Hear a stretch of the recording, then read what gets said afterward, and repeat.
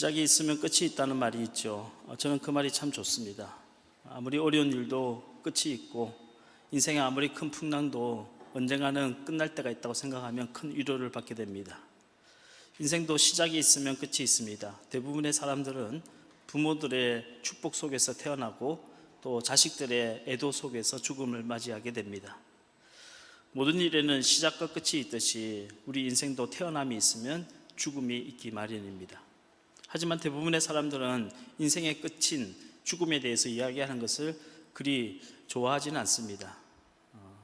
죽음이란 단어를 입에 올리는 것조차 재수 없다고 생각하는 사람들도 있습니다. 목사가 죽음에 대해서 설교하면 아니 목사가 삶의 소망에 대해서 이야기를 해야지 왜 죽음에 대해서 이야기하냐 하면서 타박을 하는 분들도 계십니다. 이성에 미련이 많아서 그런 걸까요? 아니면 이별이 두려운 걸까요? 인간이 죽음을 두려워하는 가장 큰 이유는 죽음에 대해서 무지하기 때문입니다.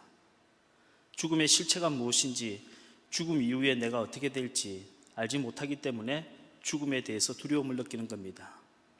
두려움이란 불확실한 대상에 대해서 느끼는 인간의 부정적인 감정입니다. 예컨대 어두운 밤길을 걸어가는데 눈앞에 식별하기 어려운 물체가 보이면 두려움을 느낍니다. 하지만 아침에 일어나서 그것이 바람에 흔들리는 나뭇가지라는 사실을 알게 되면 두려움이 금방 사라지지요. 그 실체를 알지 못했기 때문에 두려움을 느꼈던 겁니다. 우리는 장차 다가올 미래에 대해서 막연한 두려움을 갖고 있습니다. 장래 내가 어떻게 될지, 내가 하는 일이 실패하지는 않을지 하는 두려움을 느끼게 되는 겁니다. 우리는 낯선 곳에서 낯선 사람을 만나면 두려운 감정이 듭니다. 그 사람을 모르기 때문에 혹시 나에게 해코지는 하지 않을지, 나에게 피해를 주지 않을지 하는 두려움을 느끼게 되는 겁니다. 죽음이란 우리가 이 세상을 살아가는 동안에는 결코 경험할 수 없는 미지의 영역이기 때문에 사람은 죽음을 두려워하는 겁니다. 독일의 철학자 하이데거는 존재와 시간이라고 하는 그의 책에서 인간은 죽음을 향해 나아가는 존재다라는 말을 했습니다. 뭐 당연한 소리를 철학이라고 해야 되나 이렇게 생각하실 수도 있겠지만 그 말을 곰곰이 곱씹어 보면 이 하이데거의 말처럼 인간의 실존을 정확하게 표현한 말도 없다고 생각됩니다. 인간은 죽음에 다가가면 다가갈수록 자신의 실존을 더 정직하게 인식할 수 있다는 말입니다. 쉽게 말씀드려서 나의 죽음을 안다는 것은 곧 자기 자신을 안다는 의미인 겁니다. 물론 동물들도 죽음의 공포를 느낍니다. 제가 어릴 적에 시골에 살 때 이 도축장에 끌려가는 소가 눈물을 흘리는 걸 보고 충격을 받은 적이 있습니다. 하지만 동물들이 느끼는 죽음에 대한 공포는 우리 인간이 죽음에 대해서 느끼는 감정과는 근본적으로 차이가 있습니다. 인간은 죽음이라는 한계 앞에서 자신이 살아온 지나간 과거에 대해서 후회도 하고 반성도 합니다. 절대자이신 하나님 앞에 속죄하고 용서를 구합니다. 즉 인간에게 죽음이란 자신의 실존을 가장 정직하고 솔직하게 고백하는 순간이란 것입니다. 그렇기 때문에 이 죽음이라고 하는 피할 수 없는 운명을 무작정 덮어만 놓고 살 것이 아니라, 못 본 척하고 외면만 하고 살 것이 아니라 죽음을 어떻게 준비하고 죽음을 어떻게 받아들일지 고민하고 기도하는 것이 그리스도인의 올바른 믿음인 것입니다. 성경은 셋의 아들 에노스 때에 이르러 인간이 마침내 하나님의 이름 여호와를 부르기 시작했다라고 기록하고 있습니다. 창세기 4장 26절 말씀 같이 한번 읽겠습니다. 시작. 셋도 아들을 낳고 그의 이름을 에노스라 하였으며 그때 사람들이 비로소 여호와의 이름을 불렀더라. 가인이 시기심으로 동생 아벨을 돌로 쳐 죽이고 난 이후에 하나님께서 아담과 하와에게 아벨을 대신해서 셋을 주셨습니다. 그리고 이 셋도 장성해서 아들을 낳게 되었는데 그 아들의 이름이 에노스였어요.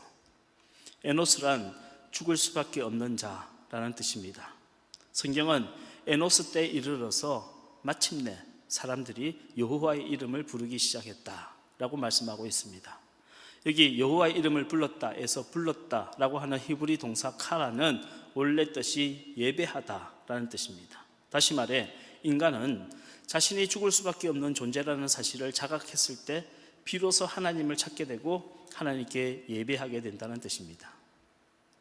하나님의 이름을 부른다는 것이 단순히 하나님, 예수님 하고 입으로만 소리를 내는 것을 의미하는 것은 아닙니다. 가라, 하나님의 이름을 불렀다 하는 것은 그분의 존재 속에 내 영혼을 온전히 맡기는 영적인 연합을 의미합니다. 우리 인간의 영혼이 하나님과 완전히 합일되고 완전히 연합되고 그분에 완전히 물드는 상태를 말하는 것입니다. 오래전에 제가 부목사로 섬겼을 때 있었던 일인데요, 60대 중반에 한 남편이 이제 말기암을 겪으시다가 결국 돌아가시게 되었어요. 그 부인 권사님의 이제 남아있는 유일한 소망은 이 남편이 죽기 전에 세례를 받는 거였습니다.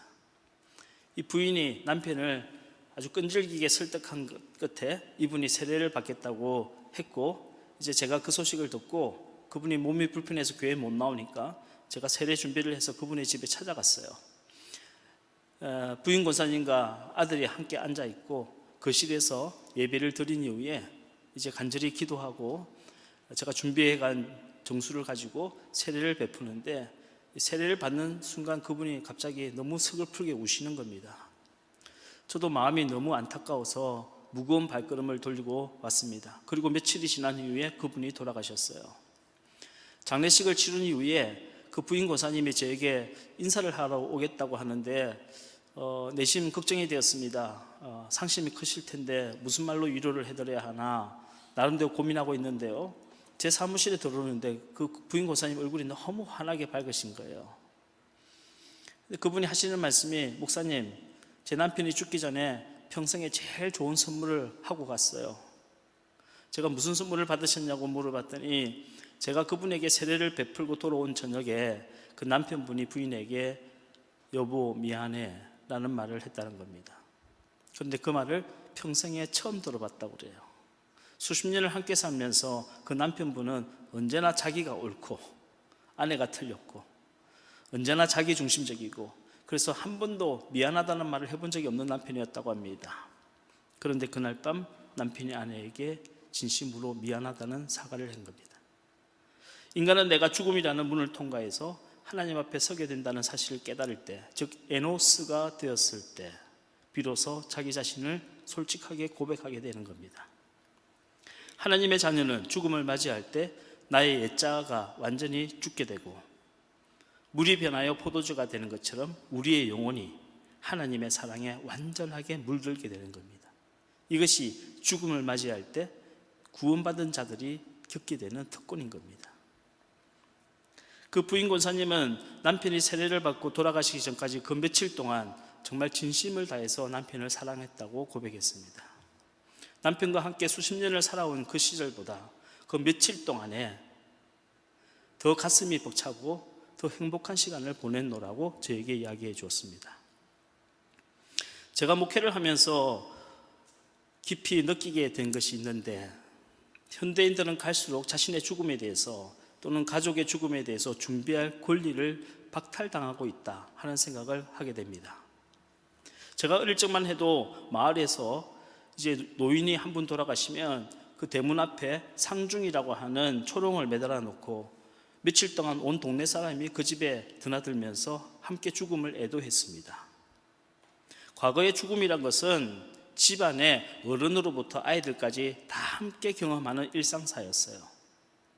마을에서 해마다 한두 분쯤 어른들이 돌아가시고 아이를 낳다가 죽는 여자도 있었고 전염병에 돌아서 죽는 가족들도 있었습니다. 사람의 수명이 60 정도밖에 안 되었고 집에서 죽는 사람이 대부분이었어요. 그래서 어려서 부모의 죽음을 직접 목격한 사람들도 많이 있었습니다. 그리고 그 죽음의 과정에는 온 가족이 함께 참여했어요. 하지만 오늘날에는 의학의 발전으로 인간의 수명이 늘어났을 뿐만 아니라 대부분의 사람들이 남의 눈에 띄지 않는 요양원이나 병원의 중환자실에서 죽음을 맞게 됩니다. 그렇기 때문에 이제는 부모님의 죽음은 가족이나 자식들의 몫이 아니라 전자음이 삑삑거리는 병원에서 바쁘게 뛰어다니는 의사들의 몫이 되었어요. 죽음의 과정이란 것이 사랑하는 가족과 아름다운 이별을 하는 것이 아니라 온갖 의학적인 시술로 마치 실험실의 도구로 전락하고 있는 겁니다. 하나님께 속죄할 기회도 없이 자신의 인생을 돌아보고 반성할 겨를도 없이, 사랑하는 사람에게 고맙다는 말을 할 기회도 없이 연명치료의 대상으로 가까이 간신히 버티다가 죽음을 맞이하게 되는 겁니다. 장례 절차도 이젠 유가족의 몫이 아니라 상조회사의 비즈니스로 전락하고 있습니다. 그러다 보니 어른이 된 이후에도 단 한 번도 죽음을 제대로 경험해 보지 못한 사람들이 늘어나고 있는 겁니다. 한마디로 현대사회는 죽음을 은폐하고 죽음을 감추고 죽음을 숨기기에만 급급한 사회인 겁니다. 하지만 이처럼 죽음을 외면하고 도외시하고 못 본 척하고 살다가 어느 날 갑자기 죽음을 맞이할 때 현대인들은 죽음에 대해서 아무것도 모르고 죽음을 어떻게 맞이해야 될지도 모르고 정말 죽음에 대해서 무기력한 존재가 되는 겁니다. 쉽게 말해 현대인들은 죽음을 맞이할 준비가 전혀 되어 있지 않는 사람들이란 겁니다. 의학의 발전으로 죽음을 좀 더 뒤로 미룰 수 있게 된 것은 다행이라고 분명히 말씀드릴 수 있어요. 하지만 그로 인해서 나의 죽음을 진지하게 준비할 수 없게 되었다는 것은 정말 큰 불행입니다. 무엇보다도 자신의 죽음을 주체적으로 준비하지 못하고 누군가의 손에 의해서 끌려다니듯이 그렇게 죽음을 맞이한다는 것은 인간으로서 마지막 자기 존엄성을 잃어버리는 정말 큰 비극이 아닐 수가 없습니다. 우리는 한평생 광야 같은 인생길을, 믿음의 여정을 묵묵히 걸어온 순례자들입니다.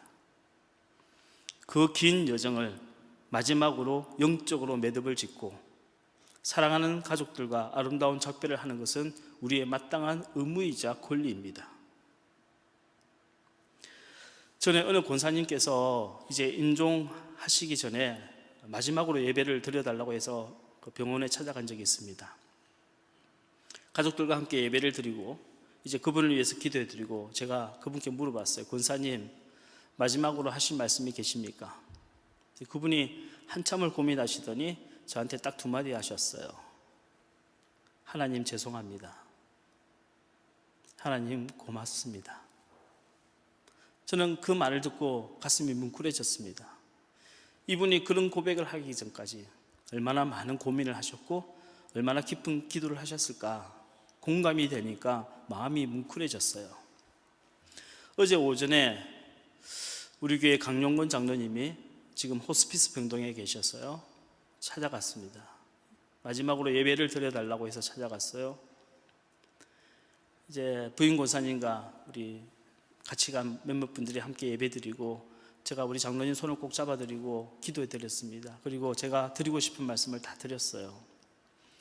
저랑 함께 간 우리 권사님들도 한 분 한 분 돌아가면서 우리 장로님 손을 꼭 잡고 하고 싶은 마지막 인사를 다 드렸습니다. 장로님 고맙습니다.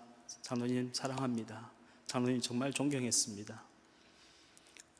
제가 인사를 다 마치고 우리 장로님께 여쭤봤습니다. 장로님, 우리 일산신강교회 성도님들에게 마지막으로 하실 말씀 있으십니까? 우리 장로님이 그런 말씀 하시더라고요. 그동안 기도해 주셔서 고맙습니다. 제가 우리 장로님께 우리 돌아가면 우리 교인들에게 장로님 그 마지막 말씀을 꼭 전해주겠습니다 하고 약속을 했어요. 오늘 이렇게 말씀드리는 겁니다. 저는 오늘 성경 말씀에 의지해서 우리 그리스도인들은 죽음을 과연 어떻게 바라보고 어떻게 받아들여야 하는지에 대해서 잠깐 생각해보고 은혜를 나누고자 합니다. 첫 번째 분명한 사실은 죽음은 이미 정복되었다는 것입니다. 오늘 본문 고린도전서 15장 말씀 다시 한번 읽어보겠습니다. 시작. 사망아 너의 승리가 어디 있느냐? 사망아 네가 쏘는 것이 어디 있느냐? 사망이 쏘는 것은 죄요 죄의 권능은 율법이라. 우리 주 예수 그리스도로 말미암아 우리에게 승리를 주시는 하나님께 감사하노니 그러므로 내 사랑하는 형제들아 견실하며 흔들리지 말고 항상 주의 일에 더욱 힘쓰는 자들이 되라. 이는 너희 수고가 주 안에서 헛되지 않은 줄 알미라. 사도 바울은 사망아 너희 승리가 어디 있느냐? 사망아 네가 쏘는 곳이 어디 있느냐? 하고 외치고 있습니다. 죽음은 최후의 승리자이고 난폭한 폭군입니다. 죽음은 그 어느 누구도 이기지 못하는 최후의 원수입니다. 그것은 첫사람 아담의 후손들이 받아들일 수밖에 없는 운명인 겁니다. 하지만 사도 바울의 말을 잘 들어보십시오. 사망이 쏘는 화살은 죄에 대해서만 유효한 겁니다. 사망의 화살의 유효 사거리는 죄에 국한되는 겁니다. 따라서 죄가 없으신 예수 그리스도는 사망의 화살이 맞추질 못한 겁니다. 마치 화살이 갑옷을 뚫지 못한 것처럼 사망의 화살은 예수 그리스도의 완전한 의를 뚫지 못했습니다. 2000년 전 예수 그리스도는 십자가에 죽으시고 3일 만에 부활하심으로 사망을 이기셨습니다. 사도 바울은 이제 더 이상 사망의 최후의 승리자가 아니라 부활하신 예수 그리스도께서 최후의 승리자가 되셨음을 선포하고 있는 겁니다. 2000년 전 사망은 이미 정복되었음을 믿으시길 바랍니다. 오직 한 분으로 인하여 사망은 이미 정복된 겁니다. 아빠가 어린 딸을 데리고 이제 야외로 드라이브를 나갔어요. 맑은 공기를 마시기 위해서 창문을 열어뒀는데 그 창문 틈 사이로 벌이 한 마리 들어왔습니다. 그리고 차 안에 벌이 날아다니는 겁니다. 급에 질린 딸이 아빠 벌이 들어왔어요. 저 벌이 쏘면 어떡해? 놀라서 이야기를 했어요. 그러자 아빠가 한쪽 손으로 핸들을 잡고 나머지 한쪽 손으로 계속 휘젓더니 결국 그 벌을 잡았어요. 그 순간 벌의 침이 아빠의 손을 쏘았습니다. 그리고 나서도 딸은 자꾸 두려워하는 겁니다. 아빠 손을 쏘은 벌이 나도 쏘면 어떡해? 그러자 아빠가 벌에 쏘여서 시뻘겋게 퉁퉁 부은 손을 딸에게 보여주며 이런 말을 했어요. 아까 그 벌이 아빠의 손을 쏘아서 이렇게 퉁퉁 부은 게 보이지? 한 번 침을 쏜 벌은 더 이상 침을 쏠 수 없단다. 그러니 너는 이제 괜찮아.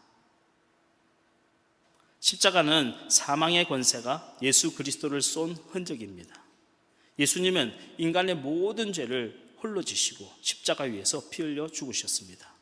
그러므로 이제 더 이상 이 죄의 권세가 하나님의 자녀된 우리들을 이 사망에 쏘는 화살이 예수 그리스도 안에서 새 생명을 얻은 우리들을 쏠 수가 없게 된 겁니다. 여러분, 예수님께서 이 땅에 오신 목적은 인간이 스스로 힘으로는 절대로 이길 수 없는 죽음을 정복하시기 위해서 오신 겁니다. 죽음의 권세에 붙잡혀 죄의 종살이 하던 우리들에게 자유를 주시기 위해서 오신 겁니다. 히브리서 2장 14절로 15절 말씀을 같이 한번 읽겠습니다. 시작. 자녀들은 혈과 육에 속하였음에 그도 또한 같은 모양으로 혈과 육을 함께 지니심은 죽음을 통하여 죽음의 세력을 잡은 자 곧 마귀를 멸하시며 또 죽기를 무서워함으로 한평생 매여 종로로 타는 모든 자들을 놓아주려 하심이니. 여러분, 인류 역사상 참 좋은 말씀을 하시고 인생의 올바른 길을 가르쳐 주신 그 영적인 지혜자들이 참 많이 있습니다. 또 가난하고 병든 자들을 위로하고 고쳐진 그런 훌륭한 종교의 성인들도 많이 있어요. 난세를 극복하고 태평성대를 이룬 위대한 영웅들도 많이 있습니다. 하지만 죽음의 권세를 이기시고 부활하신 분은 오직 예수 그리스도 한 분뿐입니다. 지난 수천 년간 인간은 수많은 종교와 철학과 지식과 과학과 기술을 총동원해서 한번 이 죽음을 정복해 보려고 노력해 왔습니다. 사실 우리 인간의 문명이란 것은 죽음을 극복하기 위한 인간의 발부둥이라고 해도 몸부림이라고 해도 과언이 아닐 겁니다. 하지만 죽음은 인간의 문명으로는 정복할 수가 없는 대상이었어요. 여러분, 병원이 무엇입니까? 병원은요, 인간이 모든 과거의 지식과 정보와 기술력을 다 합쳐서 죽음과 맞서 싸우고 있는 최첨단의 정예부대입니다. 인간이 만들어낸 최고의 치유기관이고요, 인간의 모든 과학과 기술과 정보와 의술이 다 총집결된 곳이 병원이에요. 하지만 아이러니하게도 그 병원 안에 영안실이 있어요. 그 병원 안에 장례식장이 있는 겁니다. 무슨 말입니까? 인간의 모든 노력과 과학과 기술로는 죽음을 이길 수 없다는 겁니다. 생명은 오직 창조주이신 하나님의 손에 달려 있습니다. 죽음은 오직 죄 없으신 예수 그리스도를 믿는 믿음으로만 극복할 수가 있는 겁니다. 프랑스의 철학자 시몬 르뷰는 이 세상에는 두 가지 근원적인 힘이 있다고 말했습니다. 하나는 중력의 힘이고 또 하나는 중력을 거스르는 힘이라고 이야기했어요. 뉴턴의 사과는 중력의 힘을 상징합니다. 중력은 세상의 모든 물체를 땅으로 다 끌어당깁니다. 하지만 뉴턴이 보지 못했던 힘이 또 있었어요. 떨어진 사과가 썩고 죽어지고 씨앗이 나와서 발화하고 새싹을 피워서 사과나무가 다시 자라나게 하는 힘인 겁니다. 시몬의 비유는 이 중력을 거스르는 힘을 은총이라고 불렀습니다. The grace. 뉴턴의 중력의 힘은 죽음의 권세를 상징합니다. 여러분, 세상에 죽지 않는 사람은 아무도 없습니다. 세상에 떨어지지 않는 물건은 하나도 없는 겁니다. 중력의 힘과 같은 사망의 힘은 모든 사람을 쓰러뜨립니다. 반면에 중력을 거슬리는 힘, 이것은 부활의 능력을 상징합니다. 새싹은 중력이 지배하는 굳은 땅을 뚫고 나와서 튼튼한 나무로 자라나 많은 열매를 맺습니다. 예수 그리스도는 죽으시고 다시 사셔서 부활의 첫 열매가 되신 줄 믿으시길 바랍니다. 그러므로 2000년 전 이미 죽음은 정복이 된 겁니다. 우리의 믿음은 중력을 거스르는 힘이 되어서 이제 더 이상 죽음을 두려워하지 않고 예수 그리스도와 함께 다시 살고 영원한 천국을 꿈꾸는 소망의 사람이 된 줄로 믿으시길 바랍니다. 여러분, 우리도 2000년 전의 사도 바울과 같이 죽음에 대해서 담대히 승리를 선포할 수 있는 믿음을 갖게 되기를 바랍니다. 끝까지 흔들리지 않고 주님이 부르시는 그 순간까지 충성을 다할 수 있는 저와 여러분이 다 되시기를 주님의 이름으로 축복합니다. 두 번째, 죽음에 대한 묵상은 화해와 회복을 불러옵니다. 우리 믿음의 선조들은 매일마다 메멘토 모리를 고백했습니다. 메멘토 모리란 죽음을 기억하라 하는 말입니다. 내가 죽는 그 순간을 생각하면서 그 순간을 준비하는 마음으로 오늘 하루를 살라 하는 겁니다. 러시아의 대문호인 톨스토이가 쓴 이반 일리치의 죽음이라고 하는 짧은 소설이 있어요. 이반 일리치는 아주 성공한 판사였습니다. 그런데 어느 날 사고를 당해서 그는 죽게 되었어요. 그런데 죽음이 다가오면서 이반 일리치는 그 누구도 자신의 죽음을 슬퍼하지 않는다는 사실을 깨닫게 되었습니다. 그는 내가 죽을 때 누구 한 사람이라도 진심으로 슬퍼하며 눈물을 흘려주기를 원했지만 심지어 자기 아내도 자기의 죽음을 슬퍼하지 않는다는 충격적인 사실을 알게 된 겁니다. 이 일을 통해 이반 일리치는 자신이 살아온 과거의 삶을 뒤돌아보게 됩니다. 성공과 명예만을 위해서 살아왔던 자신도 다른 사람의 죽음에 대해서 단 한 번도 진심으로 슬퍼하거나 애통한 적이 없었다는 사실을 발견하게 된 겁니다. 만약 이반 일리치가 자신의 죽음에 대해서 단 한 번이라도 진지하게 생각해 보았더라면 아내를 대하는 태도가 달라졌을 겁니다. 다른 친구들에 대해서 정말 친절하고 진심으로 대해줬을 겁니다. 톨스토이는 죽음이란 삶의 적나라한 거울이라는 사실을 우리에게 말하고 싶은 겁니다. 우리는 나의 진짜 모습을 보기 위해서 나의 죽음을 미리 생각해 봐야 합니다. 유교적인 문화에 익숙한 우리나라 사람들은 죽음에 대해서 생각하는 것을 터부시하고 현재 입신양명만을 중요하게 생각하는 경향이 있습니다. 하지만 나의 죽음을 어떻게 준비하고 나의 죽음을 어떻게 받아들일까 하는 것은 남아있는 시간을 어떻게 살아갈 것인가 하는 것을 결정하는 중요한 문제입니다. 그러니 죽음을 생각해보고 죽음을 준비하는 것은 결코 부정적인 신앙이 아니에요. 오히려 자신의 죽음을 망각한 채 오직 성공이라는 목적만을 향해서 달려가는 사람이 위험한 사람인 겁니다. 그런 신앙이 위험한 신앙이에요. 창세기 49장은 한 장 전체가 야곱의 죽음에 대해서 기록하고 있어요. 그런데 그 창세기 49장이에요. 야곱이 죽었다 이렇게 짧게 기술한 게 아니고 무려 33장 3절이나 되는 긴 구절을 야곱의 죽음에 대해서 적고 있어요. 야곱은 자기의 12아들들을 이름을 하나씩 다 불러가면서 자신의 마음에 소원을 담아서 그 아들들을 위해서 기도해 줍니다. 오늘 우리가 불렀던 블레싱이라는 찬양처럼 네 자녀와 그 자녀에 이르기까지 하나님의 이름 복을 주시길 원한다 하고 야곱은 그 12명의 아들들에 대해서 블레싱하며 기도했어요. 그런데 야곱의 이 죽음의 모습이 피로 얼룩진 원수가 되었던 그의 12명의 아들들을 화해시켰습니다. 야곱의 죽음은 이스라엘의 화해를 가져온 겁니다. 우리는 나의 죽음이 남겨진 가족들의 화해와 회복을 가져오게 해달라고 기도해야 합니다. 내 죽음을 통해서 내 자식들이 불화하지 않도록 해달라고 여러분 기도하셔야 돼요. 그것이 아름다운 마무리입니다. 우리는 죽음을 슬퍼하되 죽음을 두려워하지는 말아야 합니다. 가끔 예수 믿는 분들 중에 우리 예수님 믿는 사람 죽어도 부활하고 천국 갈 텐데 죽음을 슬퍼하면 안 된다고, 울지도 말아야 한다고 이렇게 말씀하시는 분이 계신데 그렇지는 않습니다. 제가 아는 어느 권사님은 아버님이 돌아가셨는데, 장로님이, 그 아들이 할아버지를 무척 좋아했어요. 그러다 보니까 할아버지가 돌아가시니까 아들이 너무 비통해하는 겁니다. 어린 아들이.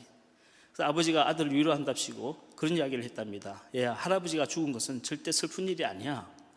우리 사람이 죽으면 사람의 몸이 흙으로 다시 돌아가고, 그리고 토지가 영양분이 풍부해져서 저렇게 나무들도 많이 자라고 열매도 잘 자라나는 거란다. 너 라이온 킹 영화 봤지? 거기서도 그렇게 나오잖아. 아빠 사자가 죽으니까 이게 아프리카의 대지가 풍부해지고 열매가 자라난다고. 그렇게 한참 멋있게 설명하고 있는데 아들이 막 울더래요. 그러면서 나는 할아버지가 거름이 되는 게 싫어. 여러분, 이 아이의 믿음이 그 아빠의 믿음보다 훨씬 더 예수님의 마음에 가깝지 않을까요? 예수님 당시에 최대 정파는 바리새파와 사두개파였어요. 바리새파 사람들은 인간의 부활을 믿고 있었고 사두개인들은 믿지 않았어요. 그래서 바리새파 사람들은요, 사람이 죽어도 부활이 있기 때문에 절대 슬퍼하면 안 된다고 가르쳤습니다. 예수님은 그들을 향하여 저들은 고골해도 울지 않는 자들이라고 책망하셨어요. 오히려 예수님은 베다니 마을에 나사로가 죽었을 때 심히 슬퍼하며 우셨습니다. 죽음은 가장 큰 이별이기 때문에 슬픈 것입니다. 하지만 영원한 이별은 아니기 때문에 두렵지는 않은 겁니다. 이것이 우리 그리스도인의 올바른 자세입니다. 여러분은 죽음을 어떻게 상상하십니까? 저는 가끔 죽음에 대해서 생각하면 아주 따뜻하고 포근한 이불에 쏙 들어가는 거라고 생각합니다. 가끔 이게 신방을 많이 하고 하루 종일 말씀을 준비하고 이게 좀 너무 피곤하다 보면, 몸이 아프다 보면 빨리 집에 가서 따뜻한 이불을 목까지 끌어당기고 그 속에 푹 들어가서 꼼짝 안 하고 잤으면 좋겠다, 이런 생각이 들 때가 있거든요. 저는 죽음에 대해서 상상하면 늘 그런 모습을 떠올려 봅니다. 그렇게 아무 생각도 없이 잠들었다가 아침에 창문틈 사이로 햇살이 들어오면 주님이 저를 보고 굿모닝 하고 안아주시고 키스해주고 같지 않습니까? 제가 상상하는 죽음은 그런 모습입니다. 제가 미국에 건너간 지 얼마 되지 않았어요. 한 일주일도 안 된 것 같아요. 가자마자 이사를 하고 정신이 없었어요. 처음 미국 생활 시작하니까. 그런데 그때 저희 큰딸이 갑자기 열병이 생겼습니다. 막 온몸이 불덩이처럼 뜨거워지고 심 소리로 울어대는데 정신이 없는 거예요. 근데 그때는 제가 드라이빙 라이센스도 없고 운전면허증도 없고 차도 없을 때였어요. 의료보험은 고사하고 병원이 어디 있는지 약국이 어딘지도 전혀 모를 때였습니다. 그래서 밤늦은 시간인데도 불구하고 정말 염치불구하고 옆집에 문을 두드려서 타이네도를 하나 구해서요, 그걸 반쪽으로 쪼개가지고 가루로 만들어서 이제 우유에 타서 아이에게 억지로 먹이고 안고 기도를 했습니다. 시간이 몇 시간 지난 다음에 자정이 지나고 한두 시쯤 됐을 때 이제 아이가 드디어 잠이 들었어요. 그래서 이 아이를 이부자리에 눕혀놓고 그리고 계속 쳐다보고 있었습니다. 아침이 되고 해가 떠오르고 정오쯤 됐을 때 이 아이가 눈을 뜨는 거예요. 저도 모르게 아이를 쳐다보며 굿모닝 그랬더니 이 아이가 저를 보고 방긋 웃는 겁니다. 근데 그때가 너무 고마운 거예요. 이 아이한테 너무 고마운 겁니다. 평생 제가 지금까지 이 아이를 키우면서 제일 고마웠을 때가 그때입니다. 요즘에는 고마운 일이 별로 없는데 하여튼 그때 얘가 저를 보고 웃어주는 게 너무 고마운 거예요. 여러분, 우리가 저 천국에서 눈 뜰 때도 그러지 않을까요?